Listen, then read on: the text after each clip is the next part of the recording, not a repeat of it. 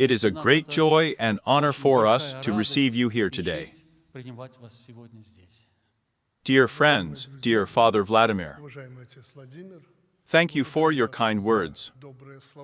Thank you all for coming to this temple today. I appreciate it very much that you have come to meet on this bright, holy holiday.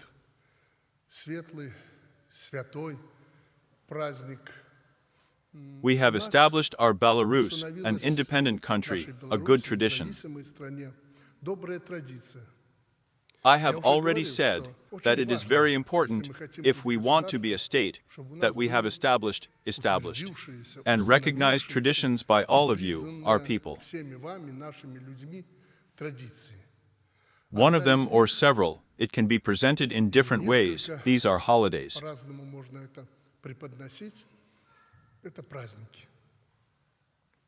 Easter, New Year, Victory Day, the holy holiday of Christmas, today's holiday. These are the holidays that our difficult history could not erase from our memory. I am sure that these holidays are in our hearts forever. Therefore, first of all, I would like to heartily thank you, Father Vladimir, for your efforts. Dear friends, I would like to congratulate you and all those who will hear us today on this bright holiday. We were all waiting for him. It is very pleasant when, after such a merry, joyful New Year, we enter the feast of the Nativity of Christ. We have not yet had time to move away not from the fun, as our patriarch says, but from our joy. And here is another joyful and happy Christmas holiday. I want him to bring joy to all of us, first of all to you, so that you are less upset, so that you are not upset at all. This doesn't happen. You understand that perfectly well. Therefore, I wish you to be upset as little as possible, and above all, so that your children never upset you. As I drove up to you and today, while preparing meetings with you, I wrote down several theses that I would traditionally like to present to you and the entire Belarusian people, to everyone who will hear us.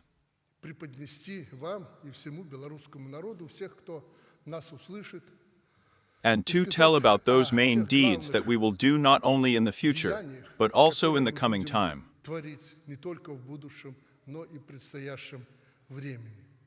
I have said more than once, I want to emphasize the future.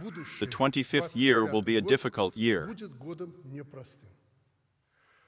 It is not easy, not only because, together with Russia, we began to be crushed and strangled from all sides. So far, the tactics and strategy that we have identified helps us to stay afloat, but also to live with dignity. Let's say so frankly that everyone lives the way they want. That's what I can safely say today. Why? Because if you want to live the best, such conditions have been created in our state. If you want it better, the Lord has always hinted at it. We just need to work harder. You will not work, you know it perfectly well. You will never live better or even well. Therefore, we will overcome all the difficulties of the coming year. They are connected, I stress again, not only with pressure from our states. This year will be difficult, also because our friends and neighbors with whom we trade, and trade is the basis of the life of any state. Trade and economic relations, our neighbors have a difficult situation.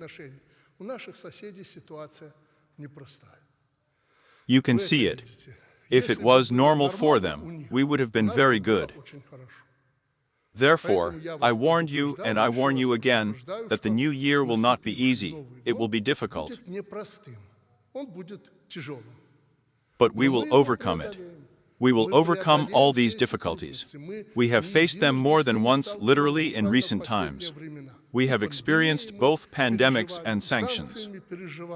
But when we are united, when we are together, when we at least look the same way in one direction, then we will be fine.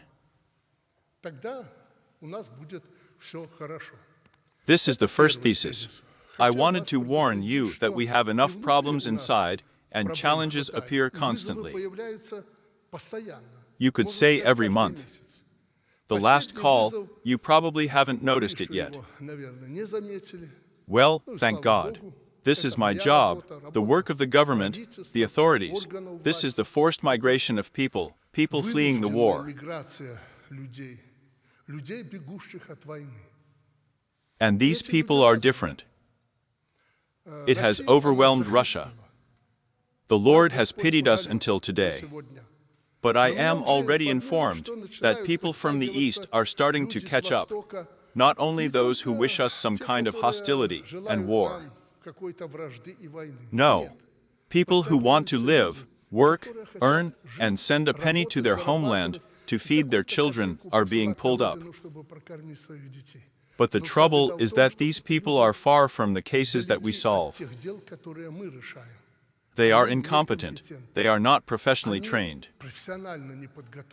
It's not scary either. The main thing is that these people want to work and study. Our people can teach people. We need human resources. But uncontrolled migration is a disaster. I emphasize once again, different people are coming to us. And now there is a huge transit through us to the West, where they are striving. And everyone accuses us of contributing to this migration. I've always been honest too. We will not protect anyone from migrants, especially those who impose economic sanctions against us. What are sanctions? This is economic pressure, so that we do not develop, so that it is more difficult and more difficult for us. Why should we protect them?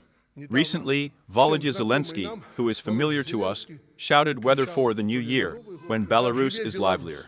Well, livelier, naturally livelier. He just said that soon everyone in Belarus will be saying these slogans, more lively Belarus.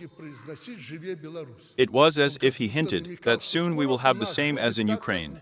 I thought so when I heard him, and I think, God forbid. But it is a remark to you. Therefore, there are enough challenges, but the main challenge is the economy. We will stick together.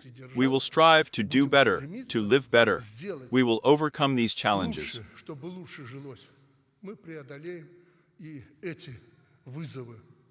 The main thing for us, as Father Vladimir just said, addressing it to me, is that there should be a peaceful government. Father Vladimir, you understand perfectly well that there will be peace for me. For you there will be peace for all our parishioners. For everyone, for the whole of Belarus, if there is a peaceful, as you say, rule. And here, this is my task, everything will be done to preserve peace in Belarus. There will be peace, everything else, as I say, we will buy peace, health, we will buy the rest. We will live, maybe not richly, but with dignity. How are we living now? We don't ask anything from anyone. We live on the money, on the means and opportunities that we are implementing in Belarus. Therefore, the main thing for us is to keep the peace.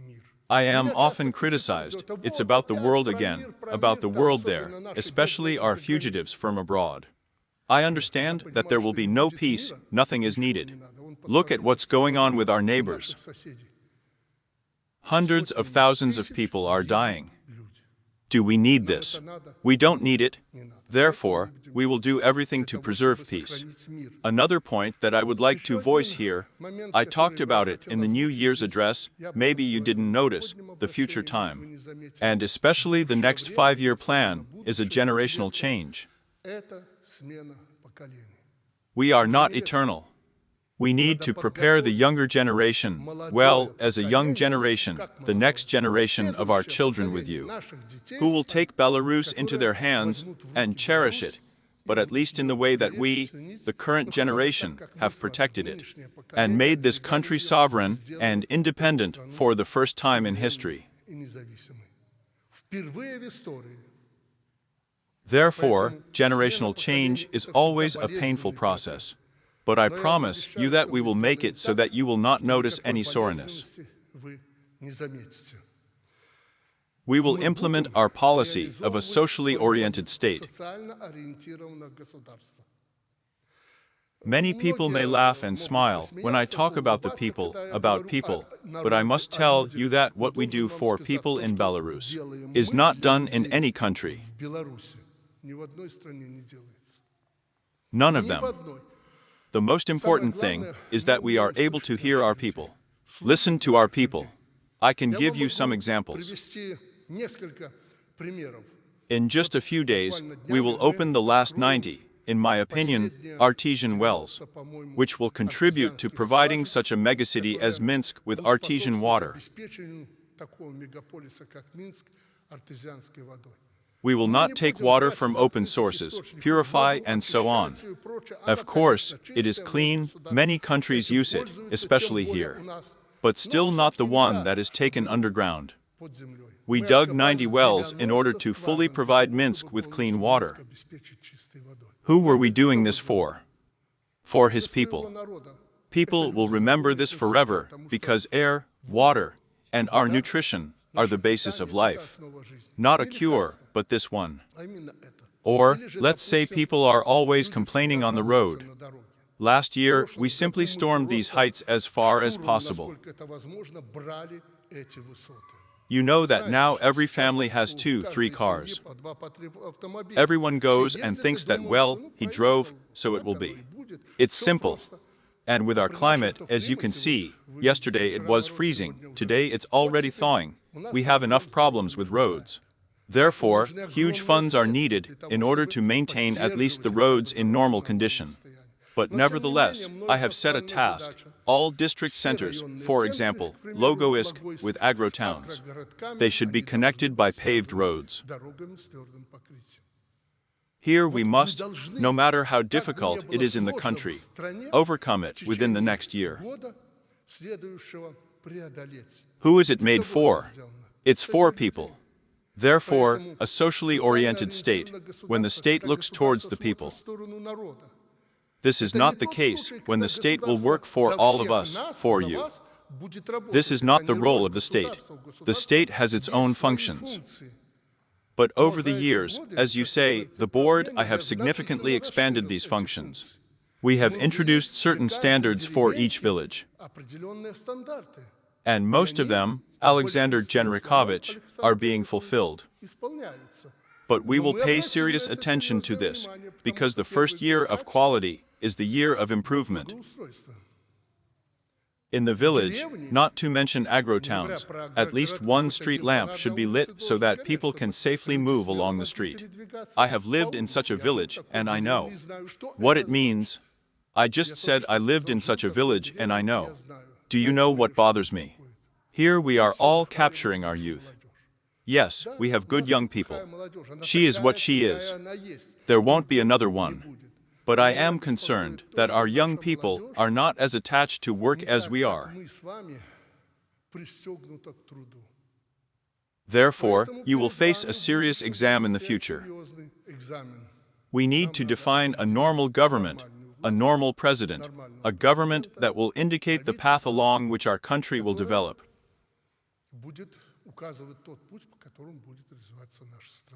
We're not going anywhere from this. This is one of the directions, the essence of generational change.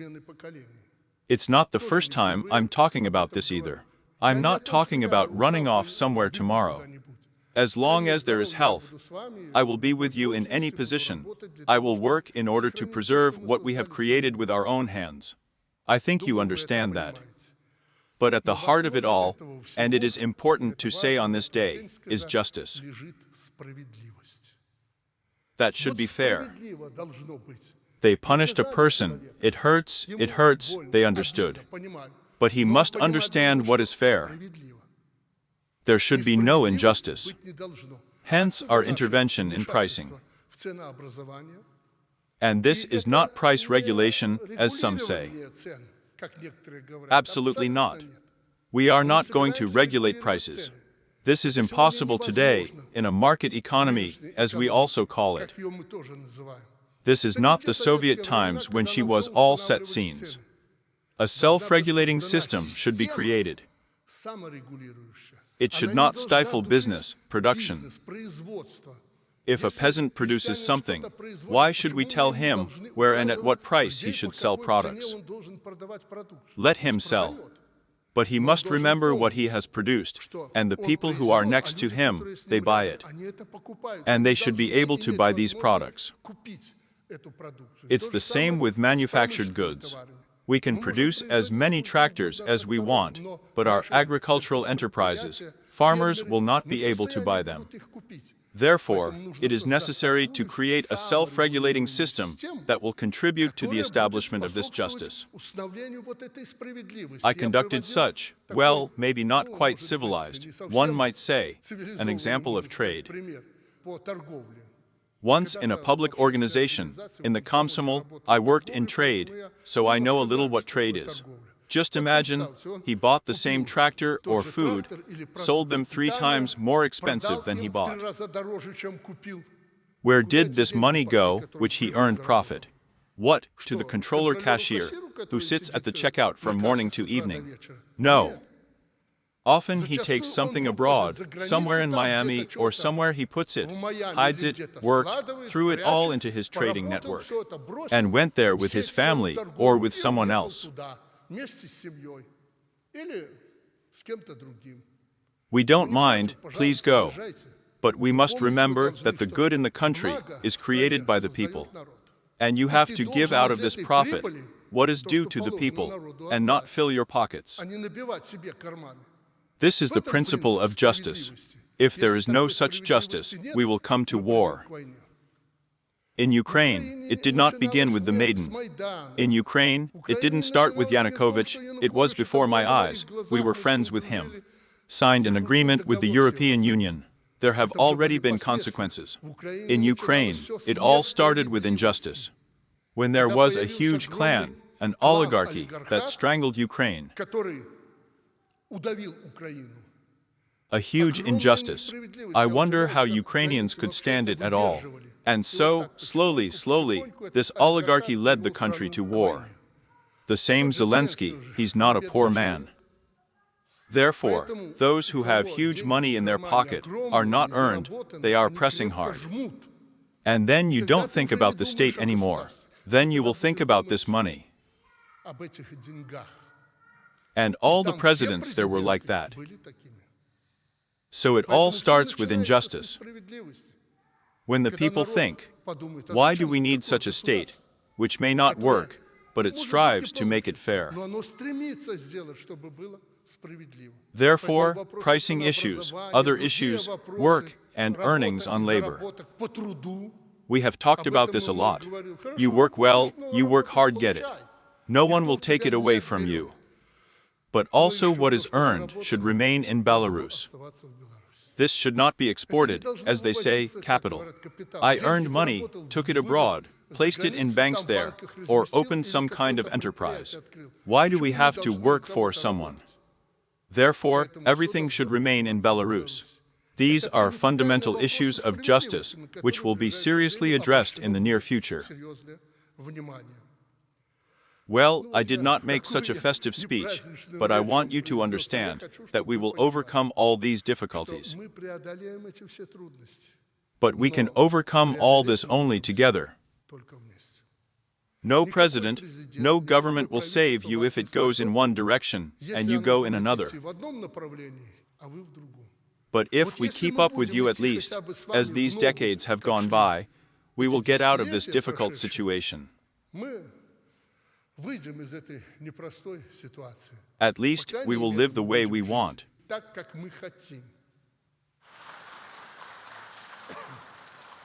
Well, traditionally now, Vladimir, you have white flowers.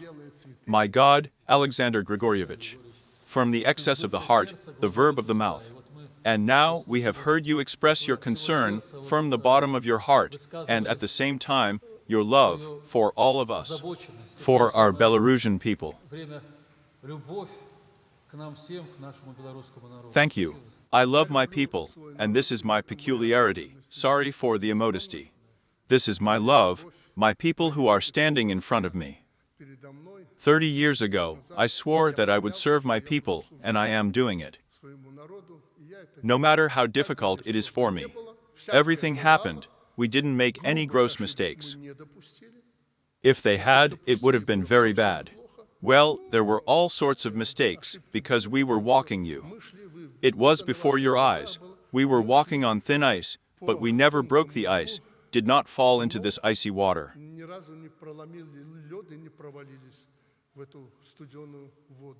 This is our main achievement, and we need to get into this hardest. You probably feel better than some of our people. You feel the tension around the country right now. Imagine, there is something everywhere. Farmers are breaking something, throwing manure, the government, wars are going on, and so on. Arming themselves. And this little island, well, not so small as I know, but the island is peaceful. And you know, it's too tight for them. It's too tight there. So we need to get involved in this war too. Why is Volodya Zelensky behaving like this? He's the same. We were all on good terms with him normally. What is he withering? What is he missing? They give him a command. We must do everything in every possible way to drag the country into war. If we are being dragged into a war, this is a difficult situation. We may not survive as a state. Therefore, I do everything patiently, persistently, as the Lord teaches us and the Church. We do our job. Time will give everyone an estimate. But we have to stand up. Let them say that we are a dictatorship here, or something else. Listen, it's better to have a dictatorship like in Belarus than a democracy like in Ukraine. I don't hold on to power. I will do everything to quietly, calmly transfer this power to a new generation. Because, I hope, you will also live under the new government. My children will live. Mine, not that this is my child, my children, these. I want to see how they will live. That's my goal. Therefore, it is my great advantage that I am not trying to somehow retain power by force. We have gone through hard times, thank God that we have passed it, and we, and you, and our people have become wiser. Our people are good, hardworking. We are now being subjected to both mental and psychological attacks that are cruel. But the people are holding on. They come to visit us and are jealous. Oh, your people are good, hospitable, kind, responsive. Why is that? Because our people are good. Alexander Grigoryevich, I've been here for a long time. Well, sometimes such a thought comes from what I would say to the president. Here. So he's the back. Yes. Well, I briefly hear. Just don't praise him. No, no, no. I want to thank you from the bottom of my heart. I am a father of many children. I have 6 children. Well done. That's who needs to say kind words. I want to thank you. And the children are good. That's the point. Thank you, Lord. According to my data, the children are good. Well, this is largely due not only to me, but also to my wife, who is present here. Without words. And that policy with many children. That's like a father with many children, from all fathers with many children, and a low bow for what you did for us. Do it, and we hope that this course will be maintained, as you say, by social policy. Yes. Thank you very much. That's how a father with many children is to a father with many children. Thank you. Thank you.